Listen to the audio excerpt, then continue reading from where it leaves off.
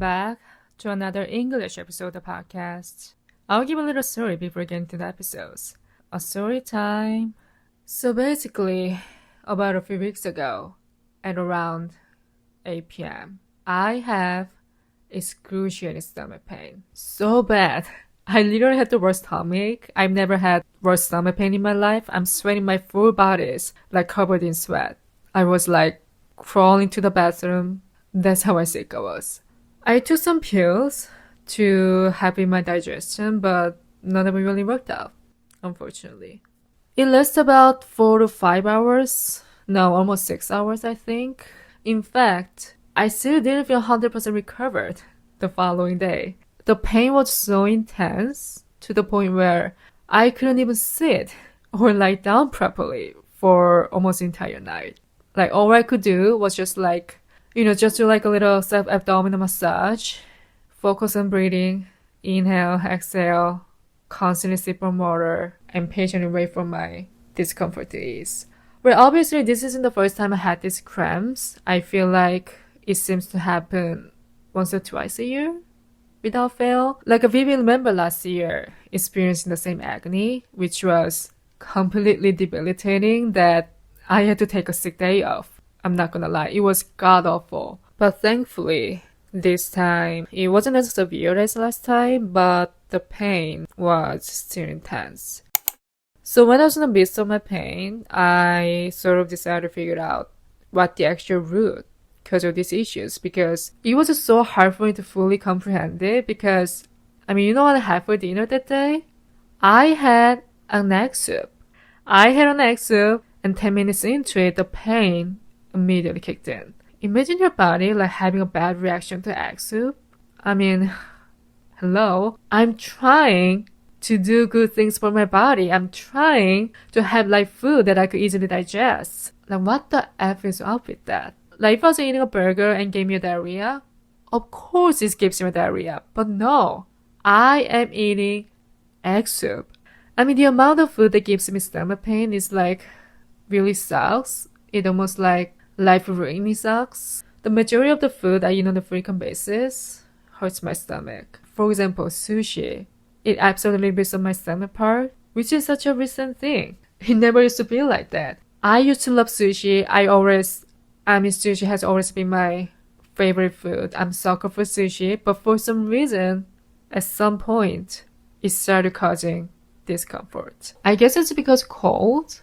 I think I have a lot of resistance to things like cold food, like ice cream. Ice cream messes up my stomach, but I eat it anyway because I like it, though I try not to consume too much in a day. Meat, particularly pork, messes up my stomach if I overeat it. It never sat well with me, but I do enjoy it because it's delicious. Ramen. Oh, ramen. Wait, maybe ramen caused my tummy ache. Okay, here's the thing. So basically, the day before I had a tummy ache, I already felt a little minor discomfort after having ramen for lunch. I started to feel my tummy rumbling, and I had a full bathroom trip for the rest of the day. Thus, there's a chances that the reason I had stomach cramps is because of ramen, not because of egg soup. Well, I think I'm kind of convinced of it, but even then, I don't think there's anything inherently wrong with having ramen because I didn't eat too much. I only had one packet, but I speculate it might have triggered my tummy issues due to its spiciness.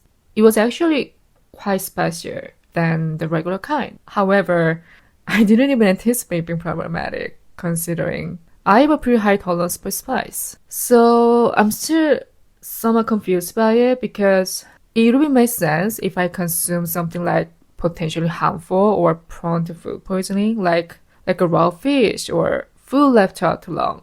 But none of those applied in my case this time, right?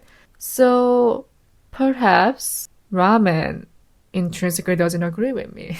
Maybe my body doesn't really like it. Because ramen is such a heavy and greasy food, and I feel guilty at times after eating too much, so maybe ramen is not good for me. I shouldn't have had it. I don't know. Ever since I gone through such a turbulence with my tummy, I've had second thoughts about my diet, my whole diet. I realized I really need to take care of my diet, be mindful of what I put into my body. I've always been trying to eat a balanced diet by avoiding any junk food or food delivery. However, I'm only human. You know, when I'm lazy and lack motivation, I skip cooking and just make do with some junk food. So I think the key is to focus on eating as balanced as possible, but also having fun, you know? Because another big piece of my wellness diet is having fun, okay? So on that note, I wanted to walk you through my comfort foods that makes me happy and my tummy happy. Some of them are quite healthy, some of them are just purely my comfort foods. All the foods I'm going to mention here are based on my personal taste. Okay, so let's not waste time. Let's get right into it. My first comfort food is pb&j. I am a sucker for peanut butter. I've been obsessed with it since I can remember. Peanut butter brings a lot of joy to my life. It completely elevates my appetite. Personally, I don't love alternative nut butters. I don't love an almond butter and jelly sandwich. I'm not into that. I mean, I actually tried it once when I was in LA because the curiosity got to me.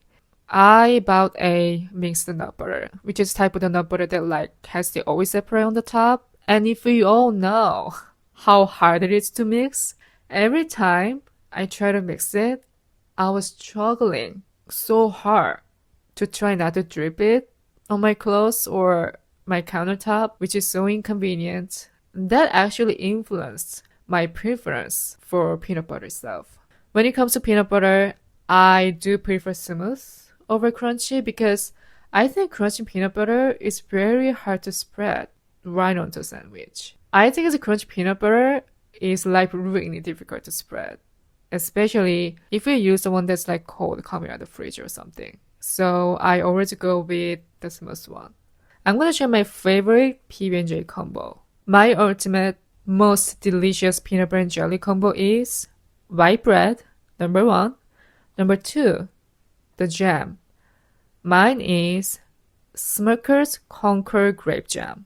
And then my peanut butter, my all-time go-to is Jif Creamy or Skippy Natural. I love both of them. When it comes to ratio, I mean, I've seen some online debates about pb&j ratio. Obviously, it really depends on personal taste, but my idea, this is purely based on my personal taste, okay? But my idea, a pb&j has to be on 2 separate slices of bread. It has to have the same equal ratio on every single bite. And yeah, that's my typical, no, I almost forgot, I have to mention this. The most important final step is I toast my bread. I put the bread into the toaster oven, toasting for a few minutes, inside and out. Then the bread gets really toasty and crunch and crackly, but the jam gets really nice and melty. So that's my typical pb&j combo. Next, bibimbap. I mean, hands down, bibimbap is one of the great dishes of the world. The beautiful thing about it is that anyone can enjoy how they want. If you need some fat, you can add some meat, such as grilled beef. If you're vegetarian, you can use tofu with a bunch of veggies like spinach, bean sprouts, carrots, cucumbers, zucchini, and mushrooms, whatever. And then assemble everything on fluffy white rice. And then place a nice fried egg right in the center. Add a splash of sesame oil, which is non-negotiable. Garnish with seaweed. Put some gochujang, bibimbap sauce on the top. Sprinkle sesame seeds. And then boom. That's how you make perfect, traditional, gorgeous bibimbap. What I love the most about bibimbap is that you don't need extra side dishes, right? You can get all the nutritious elements from one bowl, which is phenomenal. And if I have to live off of one food for the rest of my life, it'll be bibimbap. Next, this might be a little bit unpopular opinion, but I love natto. Natto is such an underrated food. I mean, it is something that you either love it or you don't, right? People around me find it weird that I like to eat natto, but what I like the most about natto are the health benefits the food gives you. I love eating it, not because I find it delicious, but because it's healthy. It's incredibly nutritious, and when I eat it, my tummy really likes it. A lot of people say that they hate the smell of it, but I don't know why people are hating on it. It doesn't really smell that bad, or even bad at all. I mean, the texture-wise, I kind of get it because it's very slimy and stinky. But the taste-wise, there's not a lot of flavor in it, which makes it even more enjoyable. So yeah, I don't think there's any reason to hate it. I mean, you definitely need to try it if you're brave enough, but I swear it doesn't taste that bad. I'm gonna share my favorite natto recipe and move on. This is how I make toast in the morning. On a thick slice of bread, I'll add a slice of cheese. Into my toaster oven it goes. While it's cooking, I'm gonna prepare the natto. I'll add the sauce that comes with natto, and give it a good mix until it reaches its stinky and sliminess. When the toast is nice and toasty, take it out and spread all of the natto on top. Then final touch, egg fried, sunny side up, of course. Put on the egg fry right in the center and splash some sesame oil. And that's it. That's my go-to natto toast recipe. Next, gnocchi. I'm a texture girly. I love food when it's like crunchy outside, but the inside is like gooey. You know? There's something about gnocchi that has duality of them. It's incredible. I definitely got to try the authentic gnocchi when I was in Italy. I've tried it homemade gnocchi. I've also tried a pesto gnocchi in Rome, which was absolutely delectable. It was super savory, it was super tender. The inside is like bouncy and melts in your mouth. Oh my god. My mouth is watering right now.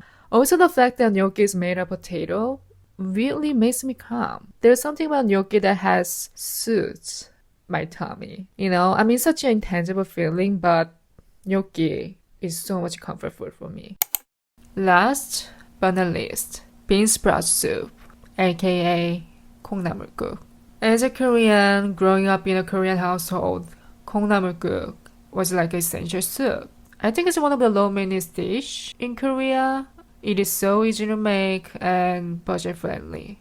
Like I said earlier, I'm a texture girly. So when it comes to sandwiches and a lot of other foods, I love it when it's crisp and like fresh. I do appreciate 콩나물국 when it's like the bean sprouts and onions and the green onions, like the crunch of it all. It's like so satisfying. Also, when the soup is going down on your GI tract, it feels very refreshing. I mean, it is unbeatable.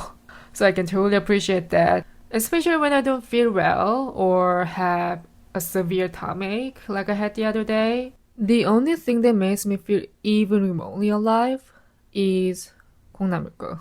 It is life-bringing. It was the only thing on planet Earth that made me go from a fetal position to sitting in a chair normally. You know what I mean? It's restorative. There's something really calming about crushing a bowl of 콩나물국. Additionally, it's also known as the best hangover food in Korea. So if you add a pinch of gochugaru, a chili pepper for a slight kick, I swear it slaps. It slaps so hard. I think it's perfect for hangover. I think it's healthier than the other soup that exists, in my opinion. So it is definitely one of my comfort foods. So that's it.